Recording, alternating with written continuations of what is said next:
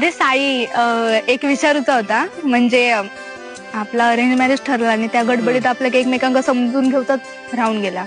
होय गो, बरोबर बोललास. म्हणजे आपण एकमेकांका समजून घेऊचं टाइमच नाही भेटलो आपल्याला. हा ना. मग एक प्रश्न विचारूचा होतो, विचारू काय? विचार ना. तुझं पास्ट बद्दल काय मत आहे? म्हणजे पास्ट रिलेशनशिप्स वगैरे त्याबद्दल. Past relationship.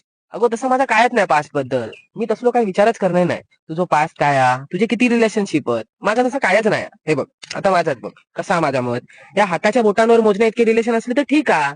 माझेच बघ आता 1, 2, 3, 4 माझे 4 रिलेशनशिप होते. It's completely normal, Vaishnavi. यार तू किती समजून घेतस यार साई. असंच मग नवरो होतं माहिती आहे. बाय द वे, तुझे किती रिलेशनशिप होते आधी? 17, 18, 19, 20.